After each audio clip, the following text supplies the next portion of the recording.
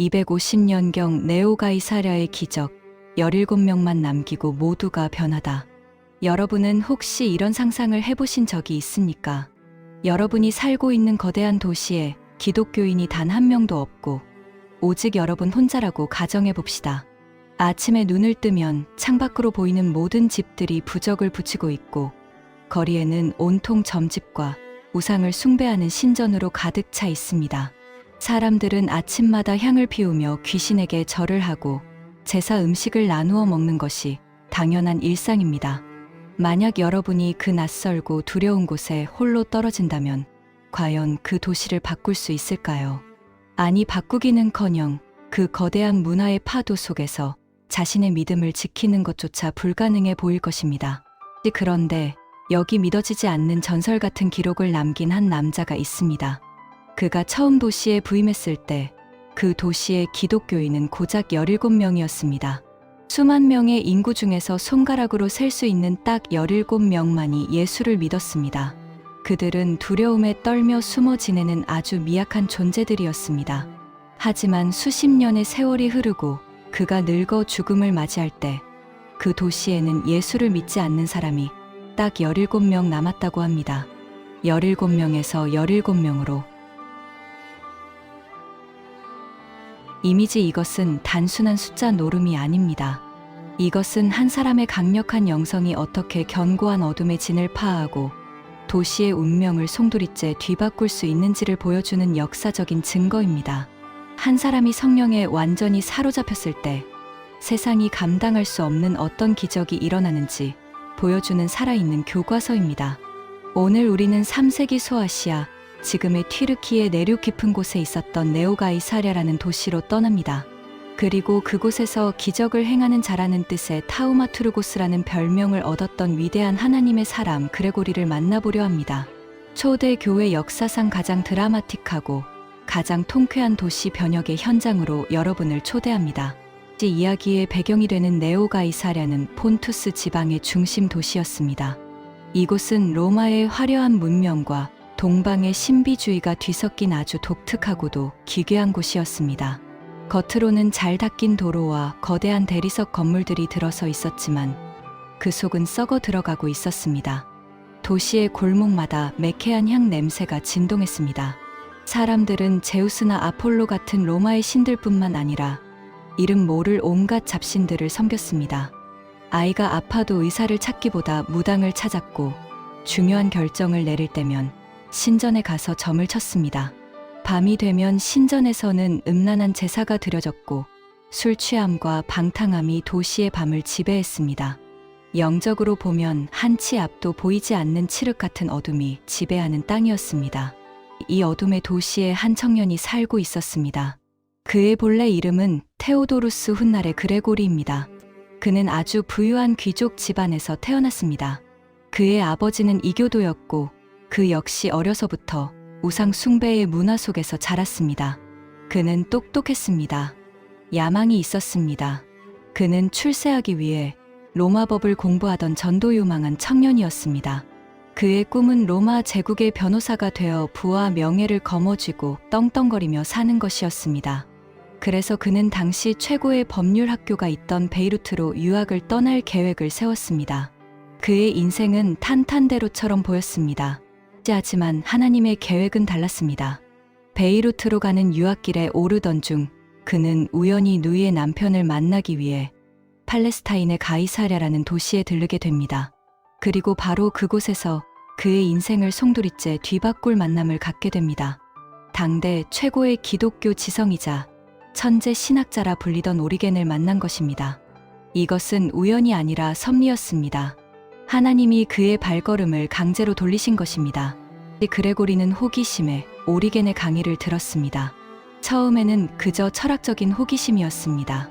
하지만 오리겐의 입에서 나오는 말은 단순한 지식이 아니었습니다. 그것은 영혼을 관통하는 빛이었습니다. 로마의 법률이 세상의 질서를 세우고 사람을 정죄하는 법이라면 하나님의 법은 죽은 영혼을 살리고 영원한 생명을 준다는 것을 깨달은 것입니다. 그는 큰 충격을 받았습니다. 내가 지금까지 쫓았던 성공이 신기루에 불과했구나. 진짜 진리는 여기에 있구나. 그는 과감하게 결단했습니다. 법전을 덮어버리고 성경을 펼쳤습니다. 변호사가 되려던 꿈을 버리고 진리의 구도자가 되기로 했습니다. 그는 오리겐 밑에서 무려 5년 동안 철저하게 신학을 공부하고 영성 훈련을 받았습니다. 그리고 마침내 세례를 받고 그레고리라는 새 이름을 얻었습니다. 깨어있는 자라는 뜻이었습니다. 이제 그는 편안한 삶을 뒤로하고 자신의 고향 영적 불모지인 네오가이사랴로 돌아가기로 결심합니다. 주변 사람들은 말렸습니다. 그곳은 사탄의 소굴이다. 너 혼자 가서 뭘 할 수 있겠느냐?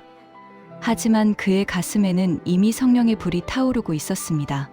고향으로 돌아가는 길, 그의 발걸음은 무거우면서도 결연했습니다. 도시에 도착했을 때 그를 환영해 줄 사람은 아무도 없었습니다. 가족들은 그를 배신자라고 불렀습니다. 조상 대대로 섬기던 신을 버리고 유대인의 신을 믿는다니. 가문의 수치라고 손가락질했습니다. 친구들은 그가 미쳤다고 수군거렸습니다. 하지만 그레고리는 개의치 않았습니다. 그는 도시를 돌아보며 기독교인들을 찾았습니다. 그러나 그가 찾아낸 기독교인은 고작 17명뿐이었습니다. 그들조차도 핍박이 두려워 숨죽여 예배드리는 아주 연약한 사람들이었습니다. 상황은 절망적이었습니다. 거대한 이교도의 바다 위에 떠있는 작은 쪽배 같았습니다. 하지만 그레고리는 절망하지 않았습니다.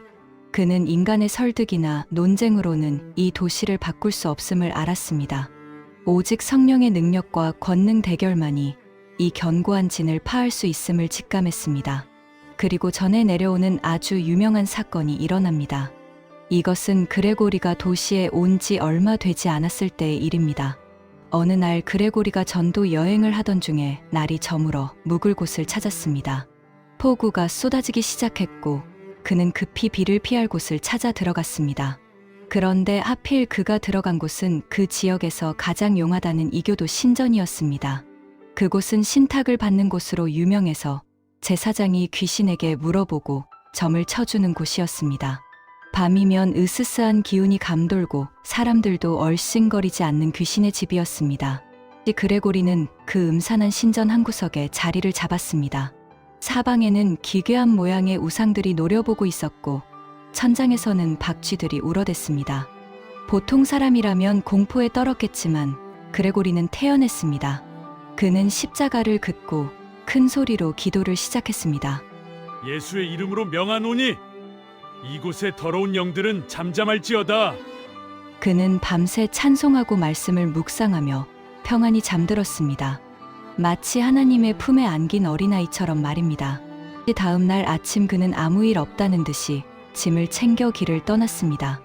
문제는 그 다음이었습니다. 아침 일찍 신전에 제사장이 출근했습니다. 그는 평소처럼 제단에 향을 피우고 주문을 외우며 귀신을 불렀습니다. 점을 치러 온 손님들이 기다리고 있었기 때문입니다. 그런데 이상한 일이 벌어졌습니다. 아무런 응답이 없었습니다. 평소에는 신탁을 내리던 귀신들이 꿀먹은 벙어리가 된 것처럼 잠잠했습니다. 제사장은 땀을 뻘뻘 흘리며 더 크게 주문을 외웠지만 허사였습니다. 신전은 텅 빈 것처럼 고요했습니다. 제사장은 당황했습니다. 아니, 공포를 느꼈습니다. 그는 밤새 무슨 일이 있었는지 수소문했습니다. 그리고 어젯밤 한 나그네가 그곳에서 묵었다는 사실을 알게 되었습니다. 제사장은 직감적으로 알았습니다. 그 나그네 때문이다. 제사장은 급히 그레고리를 뒤쫓아갔습니다. 헐레벌떡 뛰어온 제사장은 그레고리의 멱살을 잡을 듯이 화를 내며 따졌습니다. 당신이 무슨 짓을 했소? 내가 평생 섬기던 신들이 다 도망가 버렸소. 당신이 무슨 마술을 부렸길래? 우리 신들이 입을 다물었단 말이오. 당장 돌려놓으시오. 제사장의 얼굴은 분노와 두려움으로 일그러져 있었습니다. 그레고리는 차분하게 웃으며 그를 바라보았습니다. 그리고 아주 조용하지만 위험 있는 목소리로 말했습니다. 당신들이 섬기는 신이라는 것들이 고작 인간 하나가 하룻밤 자고 갔다고 도망갈 정도로 그렇게 약한 존재입니까? 참으로 한심하군요. 내가 믿는 하나님은 온 우주를 다스리는 분이시기에 나는 내 마음대로 영들을 오라 가라 할 수 있습니다. 제사장은 믿지 못했습니다. 거짓말하지 마시오. 인간이 어떻게 신을 부린단 말이오.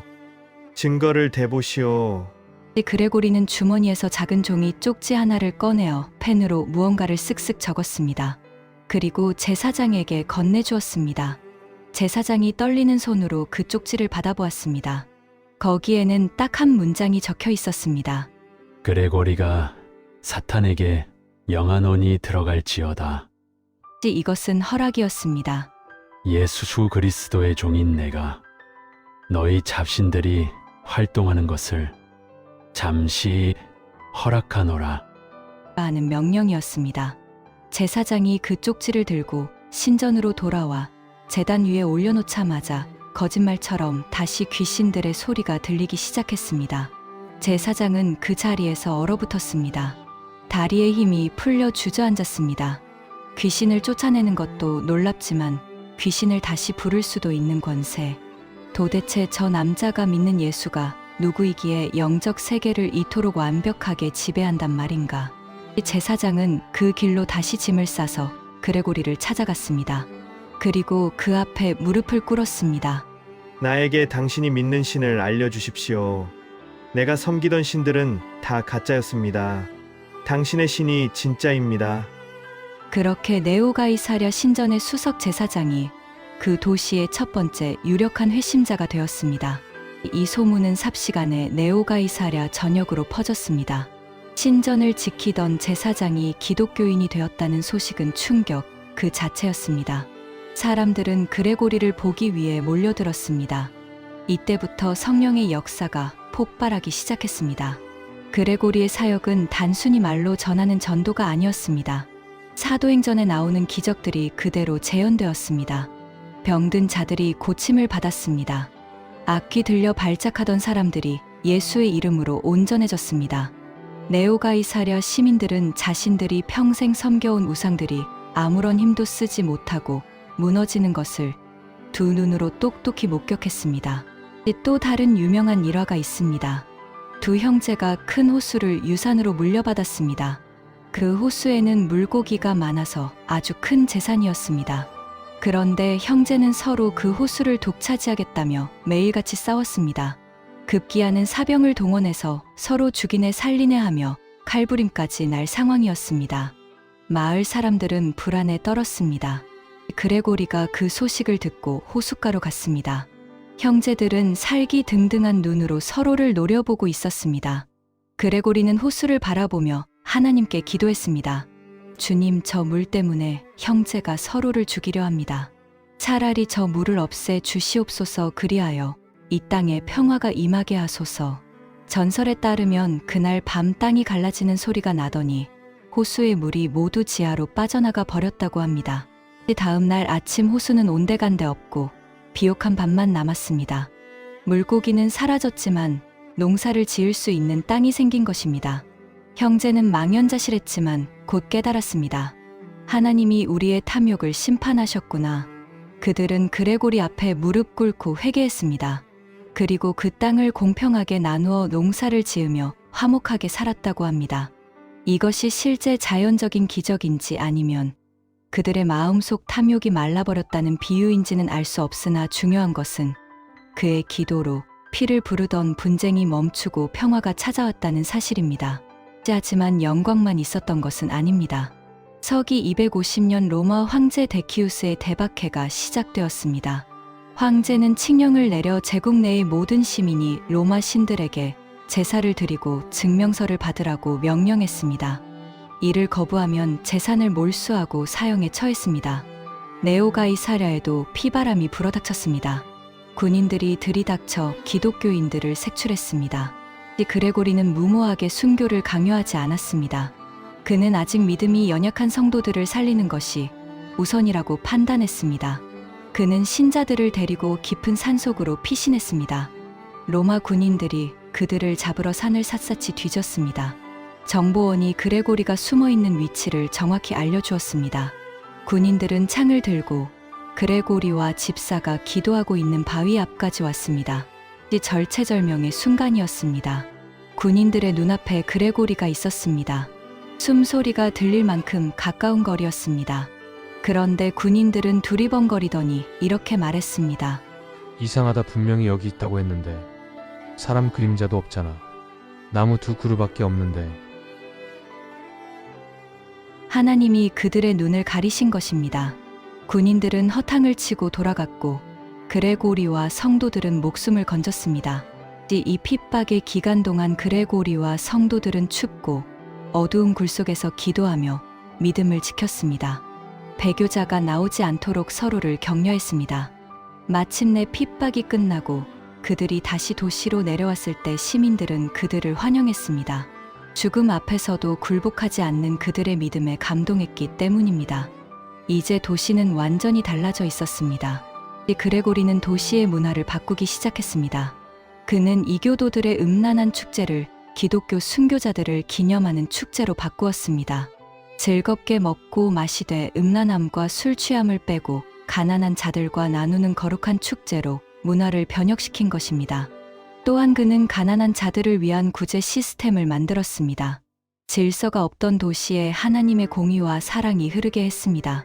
세월이 흘러 그레고리도 늙어 하나님 곁으로 갈 때가 되었습니다. 그는 침상에 누워 힘없는 목소리로 제자들에게 물었습니다. 지금 이 도시에 아직도 예수를 믿지 않는 자가 몇 명이나 남았느냐? 제자들은 도시를 조사하고 돌아와 조심스럽게 대답했습니다. 스승님, 안타깝게도 아직 17명의 이교도가 남아 있습니다. 그 말을 들은 그레고리의 눈가에 주르륵 눈물이 흘러내렸습니다. 그것은 슬픔의 눈물이 아니라 감격의 눈물이었습니다. 그는 떨리는 손을 모으고 하늘을 향해 마지막 감사의 기도를 올렸습니다. 하나님 감사합니다. 제가 처음 이 도시에 왔을 때는 예수를 믿는 자가 17명뿐이었습니다. 그런데 지금 제가 떠날 때가 되니 믿지 않는 자가 17명밖에 남지 않았군요. 주님께서 이 도시를 다 구원하셨습니다. 이제 저는 편안히 주님 품으로 갑니다. 17명 대 17명. 이것은 한 사람이 성령에 완전히 사로잡혔을 때 어떤 일이 일어날 수 있는지를 보여주는 완벽한 대칭입니다. 그는 단순히 교회를 세운 것이 아니었습니다. 그는 도시 전체를 하나님께 봉헌했습니다. 그가 죽은 뒤 네오가이사랴의 사람들은 그를 타우마투르고스, 즉 기적을 행하는 자라고 불렀습니다. 하지만 진짜 기적은 병이 낫고 귀신이 나가는 것이 아니었습니다. 진짜 기적은 음란하고 타락했던 한 도시가 거룩한 하나님의 도성으로 바뀐 것입니다.